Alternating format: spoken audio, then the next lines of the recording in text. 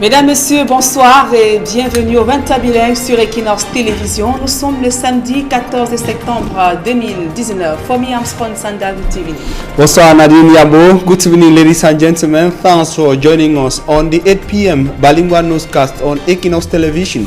We're live from Douala, Cameroon. Opinions are increasingly divided in Cameroon ahead of the holding of the national dialogue announced by President Paul Biya.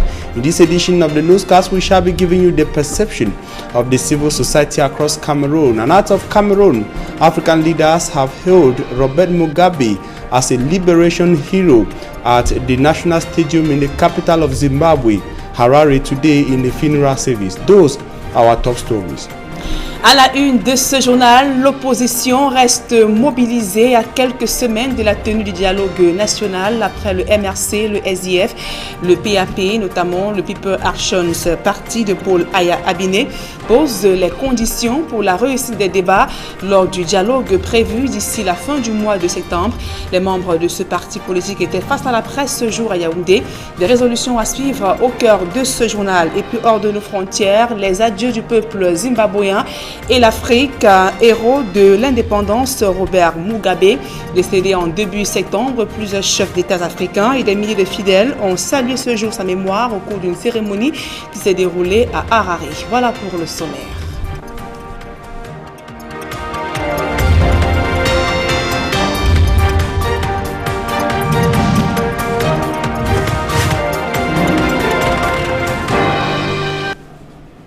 Mesdames, Messieurs, une fois encore, bonsoir et merci d'honorer ce rendez-vous de l'information sur Equinox Télévision. De nombreux parents des élèves déplacés de la crise anglophone vivent un véritable calvaire.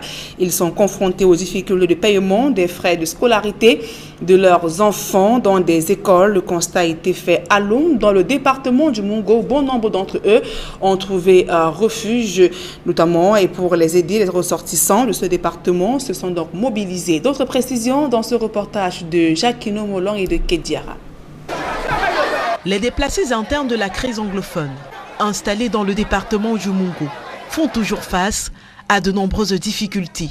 Plusieurs jours après la rentrée officielle des classes, ils sont nombreux à n'avoir pas pu inscrire leurs enfants. Par faute de moyens, ils ont décidé de les garder avec eux à la maison où ils doivent faire face à la plus grosse des difficultés, les nourrir. Alors, pour les accompagner, certains responsables d'établissements ont pris un ensemble de mesures louables. Depuis 3 ans que cette crise a débuté, ça n'a pas toujours été facile pour eux, surtout ceux des parents qui sont installés ici à Loum. Alors nous, on a décidé de les accompagner au sein de notre établissement. On a des difficultés à enregistrer les enfants dans notre établissement, mais on a demandé aux parents de les ramener, de ne pas les laisser à la maison. Et là encore, c'est pas une évidence pour tous les parents, car d'aucuns n'ont en leur possession aucune pièce officielle nécessaire ne serait-ce qu'à l'enregistrement de leur progéniture. Most of them don't even have registration documents like birth certificates. Plusieurs parmi eux n'ont aucune pièce officielle, comme les actes de naissance, les carnets de vaccination. Ils ont tout laissé derrière eux, alors qu'ils fuyaient la guerre. Mais à notre niveau, on laisse les enfants intégrer l'établissement parce que notre désir est qu'ils soient éduqués. Une décision que quantité de parents ont accueillie à bras ouverts, alors ils se succèdent devant ces établissements scolaires dans l'espoir de trouver une place pour leurs enfants.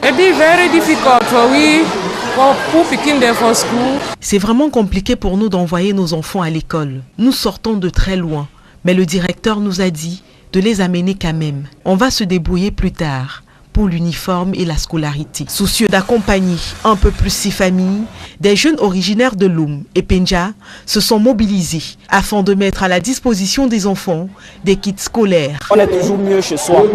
Ils n'avaient jamais souhaité être ici. L'aide que nous les apportons, c'est notre modeste contribution. Ça ne veut pas dire que nous allons résoudre tous leurs problèmes.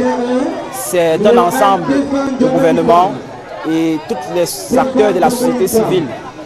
Les forces vives doivent se mobiliser pour que l'ordre revienne, que ces déplacés rentrent chez eux demain et qu'ils soient bien installés. Un souhait formulé aujourd'hui par l'ensemble des déplacés qui espèrent très vite un retour à la paix efficace.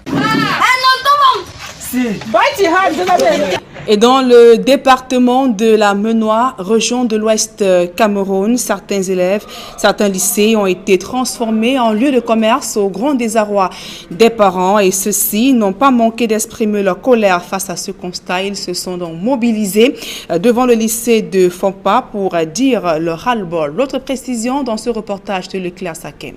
C'est le président de l'APA a un enfant ici à l'établissement. Pourquoi il vient ici nous troubler? Un président d'APA doit avoir un enfant à l'établissement. Non, doit avoir un enfant à l'établissement. Il ne méritait même pas sa place, c'était pas sa place. Mais qui l'a voté? On n'était pas là. Il a été nommé. Ça grogne au lycée bilingue de Fombab, arrondissement de Saint-Chou, département de la Minois. Ici, les parents d'élèves accusent le proviseur et le président d'APE dont ils ne reconnaissent pas la légitimité d'une gestion calamiteuse. Tous les bâtisses de cet établissement ne sont que les efforts personnels des parents. On a construit ce lycée pour pallier les problèmes de distance aux enfants. Le lycée le plus proche est à 10 km. Avant 2007, on fréquentait à 10 km où chaque élève devrait avoir un vélo. L'argent du vélo, on n'a pas. On était obligé de créer notre lycée. Les parents ont souffert celle pour rembler, pour offrir le terrain pour qu'on construise ce lycée. Les parents ont construit les blocs de ça que vous voyez. Chaque parent montait à la colline, portait la terre sur sa tête pour venir rembler la fondation. Mais je crois quand même que nous sommes dans une zone rurale où on vit essentiellement du café, du cacao. Et depuis là, le prix du café n'a jamais été officiel. On n'a pas vendu. Le cacao, c'est à 600 francs le kilo. Et à cause de ça, on va faire comment? Hier, on était au champ pour chercher l'argent pour pouvoir acheter même d'autres cahiers. Parce que tous les enfants n'ont pas les cahiers. On a cherché le peu d'hier. Aujourd'hui, nous sommes à la maison. On va faire comment de la journée d'aujourd'hui? Nous perdons notre journée d'aujourd'hui. On peut même avoir 2000. On mentait même 2 cahiers à un enfant. Nous sommes en train de perdre notre journée. Lui, il est en train de prendre sa journée. Pour eux, la situation des élèves déplacés due à la crise anglophone n'est guère reluisante. Les déplacés qu'on a demandé qu'on doit, comme les anglophones, depuis que le village a accueilli les 300 anglophones, nous vivons déjà en famille. Ils siègent même déjà dans nos réunions traditionnelles, on n'a pas de problème. Mais on a surpris qu'au lycée, hier, lundi, le 9, on chasse les enfants au lycée. On a demandé, il y a une note qui circule, comme on doit les laisser fréquenter jusqu'à la nouvelle règle. Parce qu'on sait qu'ils ne sont pas en mesure de payer la pension, seulement lorsqu'ils ne sont pas en mesure de se nourrir.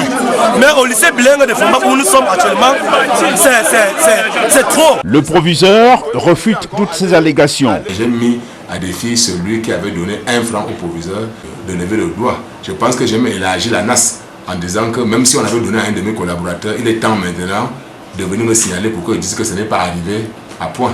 Il ne peut même pas avoir de négociation ici. Puis je ne peux pas vous dire la difficulté que nous avons aujourd'hui parce que beaucoup arrivent prétestant de ce qu'on a brûlé leur maison. Ils n'ont même pas d'acte de naissance. Ils n'ont aucune pièce qui montre qu'ils ont fait l'école. Ils adressent seulement une demande qu'on appelle en anglais application. Et puis on s'appuie dessus et on fait tout pour qu'il n'y ait pas de problème. Arrivé en sapeur-pompier, le sous-préfet de Saint-Chou, Chili Abdou, va réunir les deux parties autour de la table. Au sorti de la réunion de crise, les deux camps accordent leur violon. L'élève qui revient ici, sans tenue conforme, vous mourrez sur le dos parce que nous ne négocions pas avec les rebelles. Il n'y a pas la négociation, c'est avec les citoyens et non avec les rebelles. Voilà ce que vous pouvez vous attendre de la réunion. Nous sommes venus, vous voyez comment ils sont nombreux. Le dialogue a payé. Au lycée bilingue de Batchoua, dans les Bamboutos, les parents accusent le proviseur d'avoir transformé l'école en un comptoir de commerce. Ces enfants qui viennent de Bamenda, ils ont déjà ici, là, déjà avec l'attroupement, il faut qu'il y ait un peu plus qui fréquente.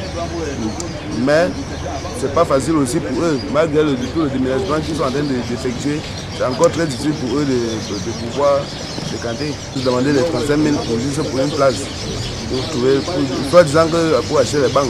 Pourtant, lors de son périple ouestant, une semaine avant la rentrée, le ministre de l'administration territoriale avait été clair. Je leur ai dit que le chef d'État a donné des instructions au gouvernement, que les déplacés internes de cette région ont la priorité dans les écoles. Donc il n'est pas question, n'est-ce pas, qu'on leur stocke de l'argent. Sauf qu'entre le discours et la réalité sur le terrain, il y a un fossé. Les parents qui d'ailleurs n'arrivent pas à joindre les deux bouts devront se plier en quatre pour l'éducation de leur progéniture.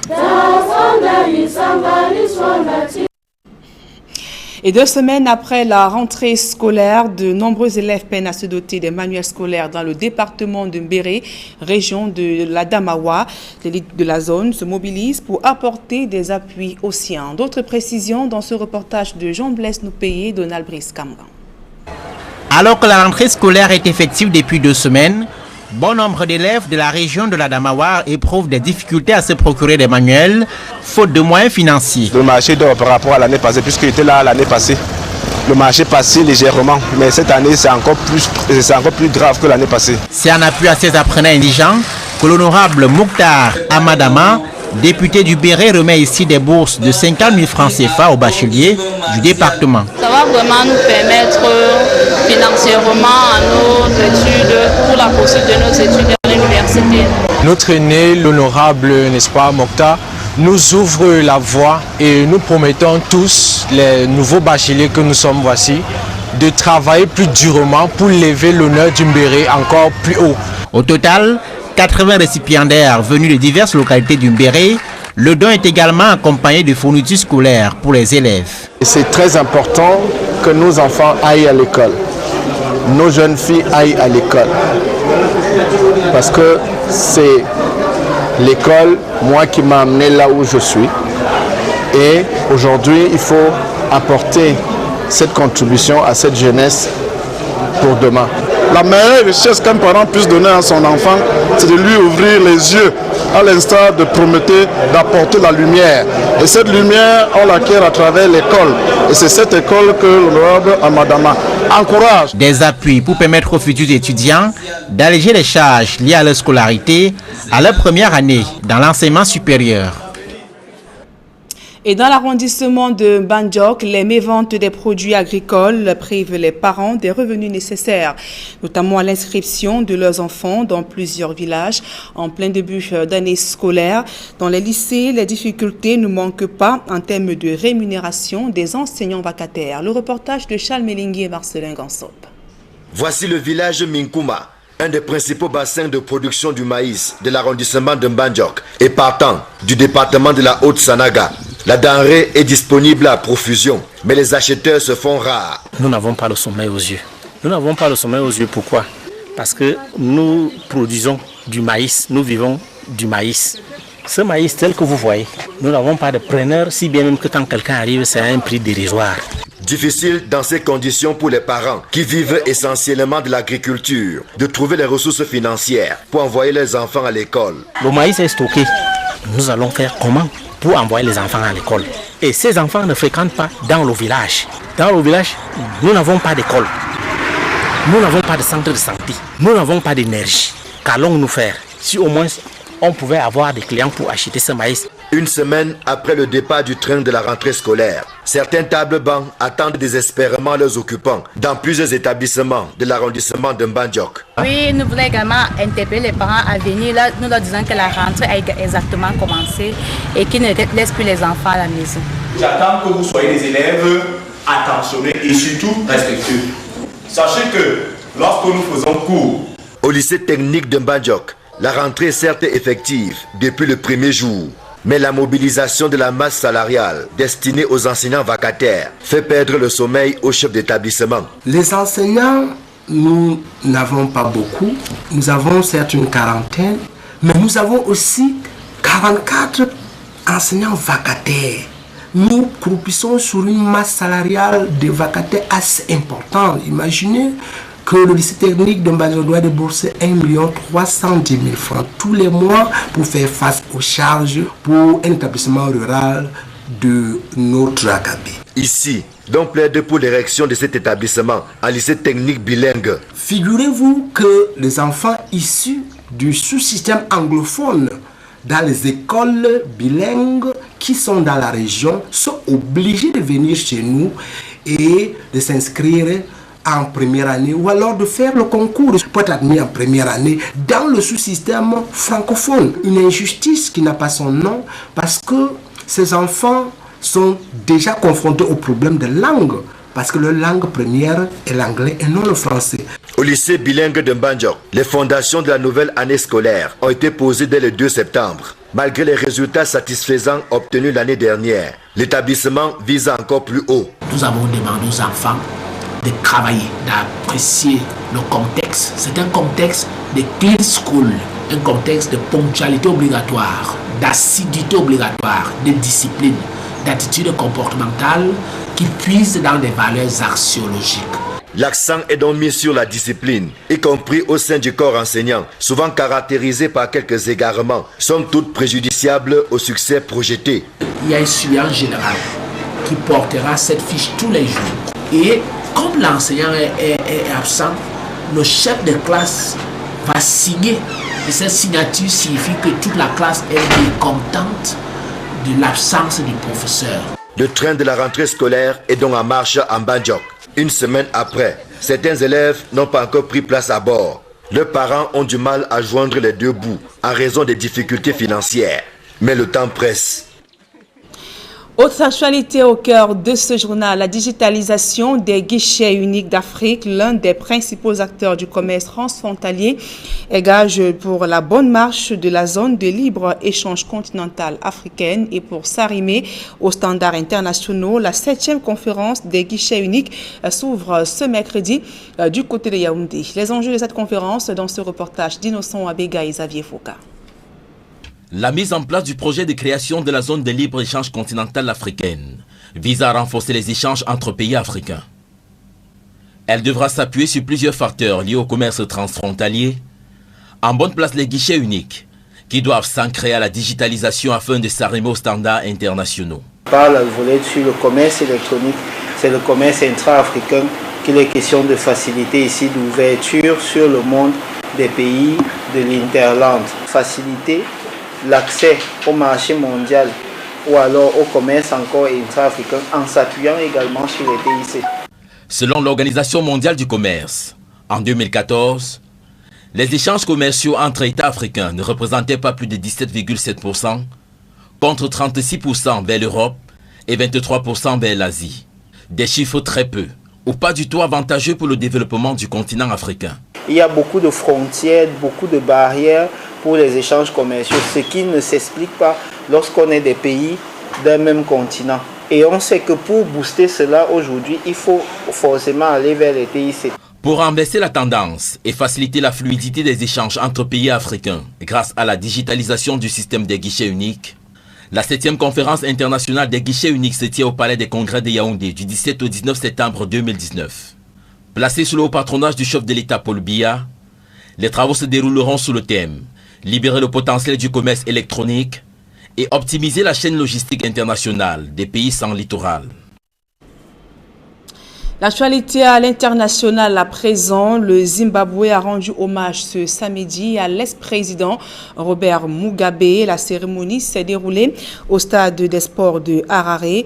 Plusieurs chefs d'État africains ont pris part à cet hommage national, au rang desquels Denis Sassou Nguesso du Congo-Brazzaville, Teodoro Obiangema de la Guinée équatoriale, des chefs d'État du Mozambique, de la Zambie, la Namibie ainsi que du Kenya, et tous ont salué la mémoire du héros et du chef visionnaire qu'est Robert Mugabe, malgré son héritage controversé.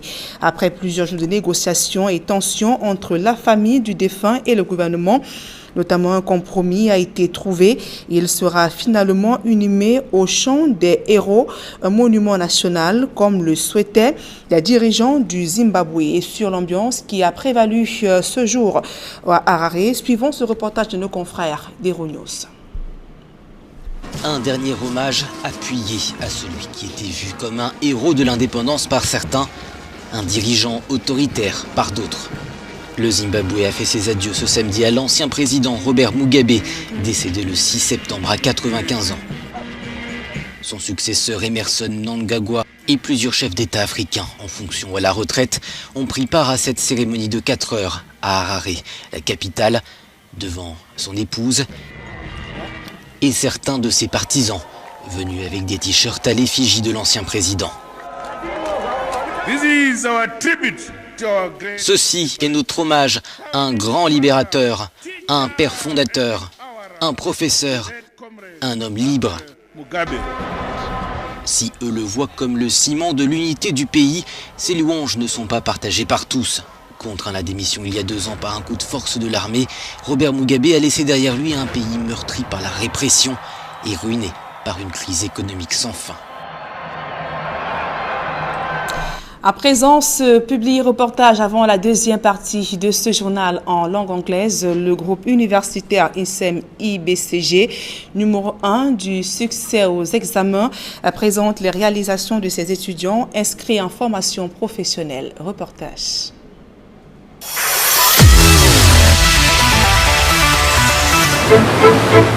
Nous avons rêvé grand et nous l'avons fait.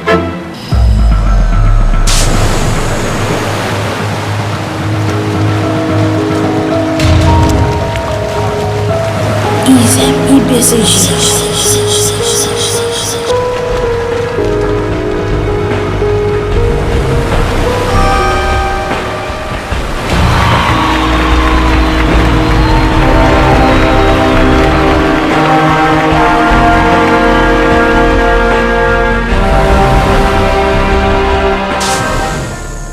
Le groupe universitaire ISEM-IBCG, dans sa mission de former des leaders d'aujourd'hui et de demain, se dote d'un nouveau campus ultra-moderne, conçu sous la forme d'un bateau afin d'offrir à chaque étudiant l'expérience d'un voyage académique sans zone de turbulence.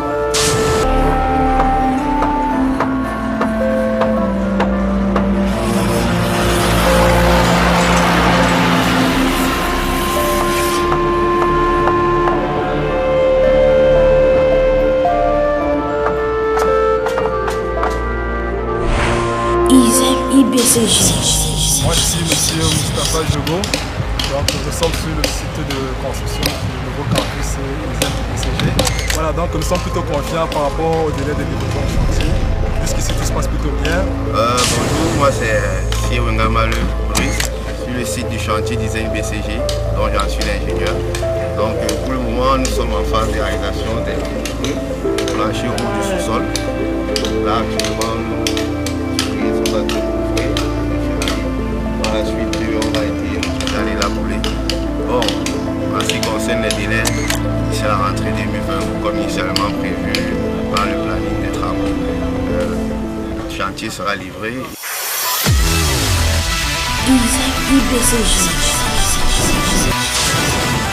Situé au cœur de la ville de Douala, sur les berges du Vouri, à 1 jet de pierre du rond-point d'Edo, le nouveau campus ISEM-IBCG, bâti sur 7 hectares, est un complexe de plusieurs bâtiments, donc le building principal situé au cœur du campus, composé de 3 étages et d'un sous-sol. ISEM-IBCG. Maintenant, explorons ensemble ce magnifique joyau architectural. Commençons par le sous-sol. Il est reparti en 2 compartiments. Le premier est conçu pour abriter tous les ateliers des filières technologiques, donc la mécanique, le génie civil, la menuiserie, l'électronique, l'électricité et bien d'autres. Le deuxième compartiment, quant à lui, est réservé aux laboratoires destinés aux filières médicales et médico-sanitaires et doté d'un équipement ultra moderne de façon à garantir à nos apprenants une formation arrimée aux standards internationaux. Moi, je suis déjà dans le grand bateau. Embarquons tous pour cette merveilleuse aventure académique. Rendez-vous 2020. ISEM-IBCG. Et la suite de ce journal, c'est en langue anglaise avec vous, Fomi Armstrong Sanda. Thanks, Nadine Yambo. Televiewers, thanks for joining us. In the second segment of news in the English language, we begin with our lead story. Our Cameroonians perceive the dialogue call made by President Paul Biya from diverse angles, while the common man hopes that the dialogue comes as fast as possible so the outcome could be known by everyone. Civil society actors in Cameroon remain skeptical and hope that the outcome of the said dialogue handles the problems in the northwest and southwest regions of Cameroon. More with Hemine Luga. Tensions in the English-speaking regions, Head of Government Prime Minister Joseph John Guti has immediately initiated groundwork ahead of this national gathering. It's done a busy moment for Prime Minister John Guti, who has thus far exchanged with the governors of the Northwest and Southwest regions, head actors of the Social Democratic Front, traditional rulers aligned with other administrative consultations of the G20 coalition. Dr. Engineer Shista Eme Fagom is member of the G20 coalition. Depuis 3 ans, on demande le dialogue. He criticizes the poor effect of the decentralization process, which he finds faulty, and he as well mentions the essence of the national dialogue, which he says is of great importance to resolve in-depth worries of Cameroonians. Surtout pas pour s'embrasser. On se retrouve pour parler, pour exorciser le mal qui nous attache les pieds et les mains depuis la nuit de l'histoire. Perceptions have thus been of varied facets. Jean Delorme Bem is the national leader of the Cameroon Democratic and Social Equality. His engagements have always loitered around the welfare of the civil society. Ce que nous attendons, nous, c'est la réussite de ce dialogue. He says what is expected of the dialogue is a success. The dialogue should reunite Cameroonians and bring back peace. La sécurité et le bien-être. Even with some political observers foreseeing another tripartite in the upcoming national dialogue, expectations long for appropriate resolutions which should definitely appease Cameroonians in a wider perspective. Dialogue as expected by civil society actors and Cameroonians at large that will be a solution to the crisis rocking the northwest and southwest regions of Cameroon. And one of the characteristics of this dialogue, that is the crisis in the northwest and southwest regions of Cameroon, is the lockdown imposed by separatists on the 2 English-speaking regions.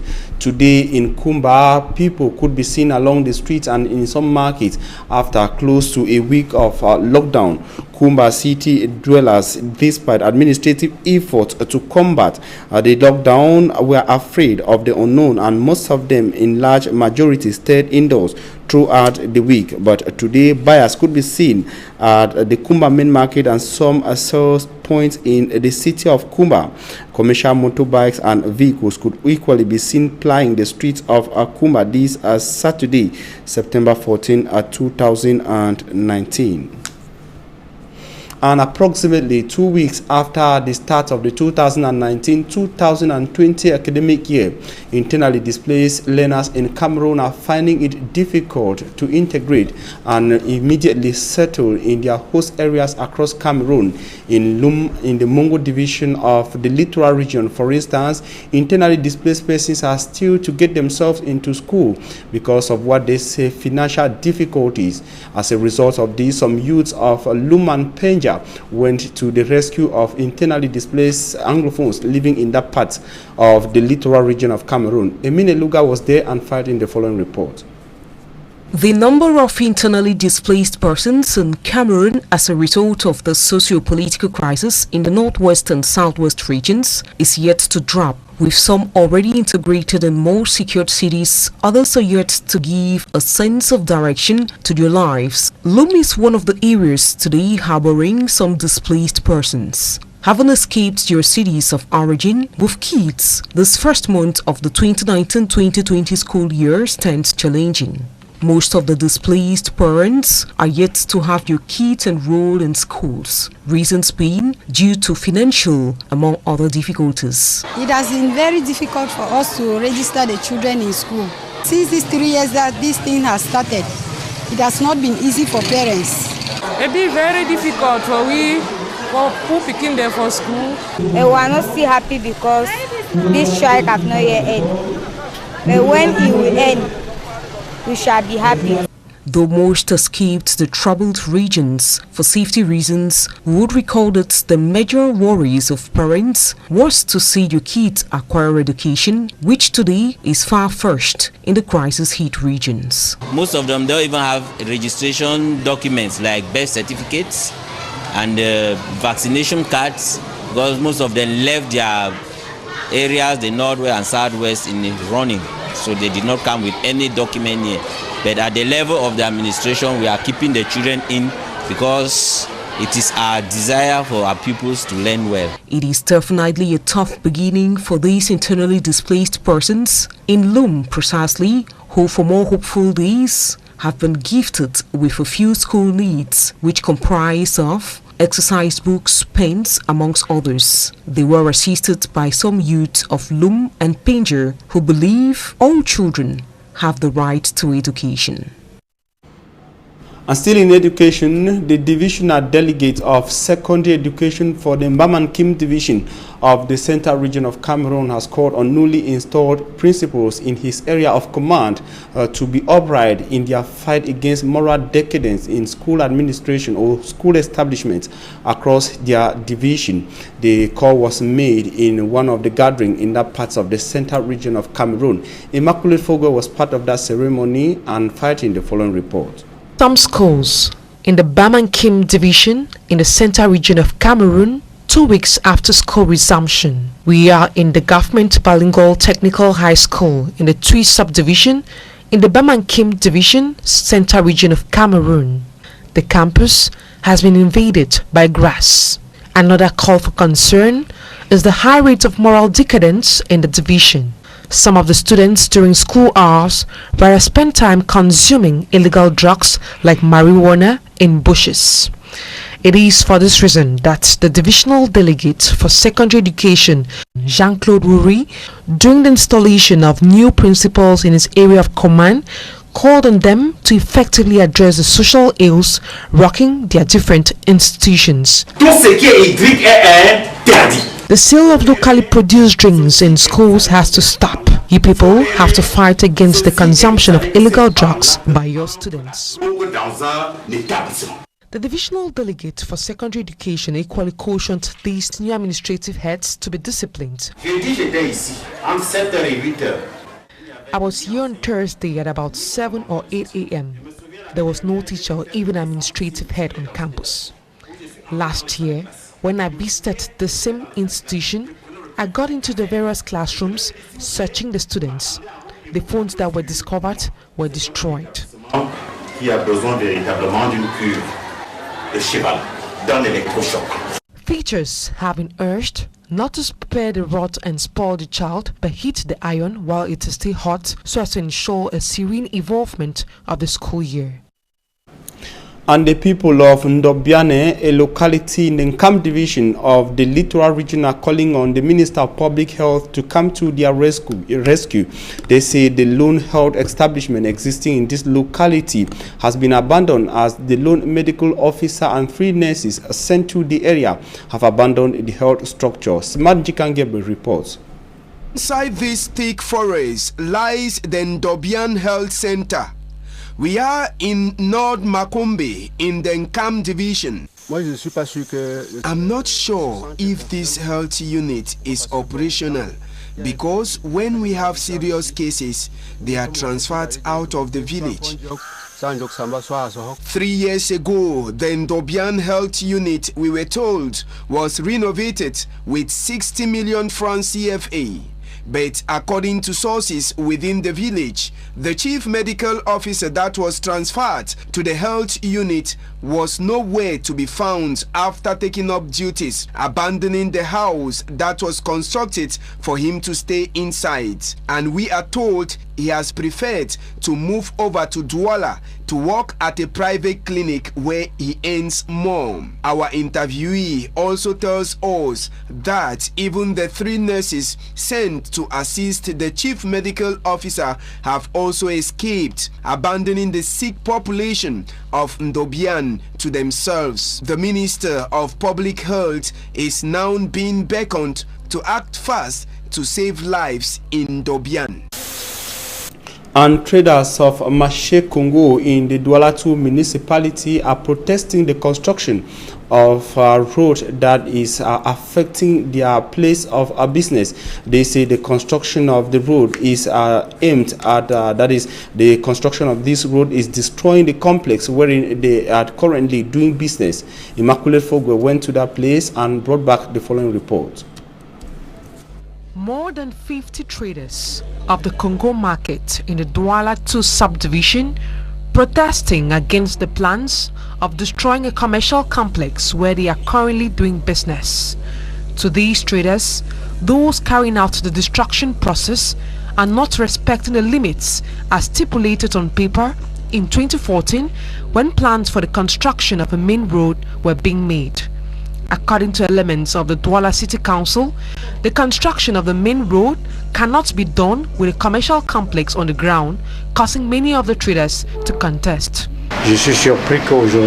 I am very surprised they are complaining that they have to increase the estimate. I think they have to carry out another feasibility study to make things clear. The owner of the commercial complex, after having presented 2 land titles, says plans of destroying the complex are still ongoing. This, my commercial complex, is harboring more than 1,000 people of different domains. It is thanks to this activity that they can take care of their families. I don't really know what these people want from us. Je ne comprends pas exactement ce qu'on veut faire. The Douala City Council, on her part, has not given any word concerning the subject. Traders, on their part, are planning to visit the DO's office for them to intervene. And out of Cameroon, African leaders have hailed Robert Mugabe, former leader of Zimbabwe, as describing him as a liberation hero at the National Stadium in the capital Harare today. Current Zimbabwean President Emmerson Mnangagwa called him a visionary and said motherland in Zimbabwe is in tears after the death of Robert Mugabe. African leaders, past and present, filed into the stadium to applaud alongside veterans of the continent and equally struggling in their numbers to see the body of the fallen hero, Robert Mugabe. Mr. Emmerson Mnangagwa, the man who overthrew Robert Mugabe some 2 years ago, sat just close to the wife of the fallen leader, Grace Mugabe. Most of the African leaders present during the funeral ceremony of Robert Mugabe included Kenya's president and those of Tanzania, as well as African countries, as well as the president from South Africa. The state of Zimbabwe and Mugabe's family has finally agreed on the burial of Zimbabwe. Mugabe will be buried in the land of the heroes in the capital Harare. And it is with that foreign story that we put an end to this edition of the Bilingual Newscast on Equinox Television. We thank you for your kind attention. Wishing you a blessed stay in the company of Equinox Television. Admi Ambo, have a nice evening. Merci, Fomi Armstrong Sanda. Fin de ce journal. Mesdames et messieurs, merci pour votre aimable attention.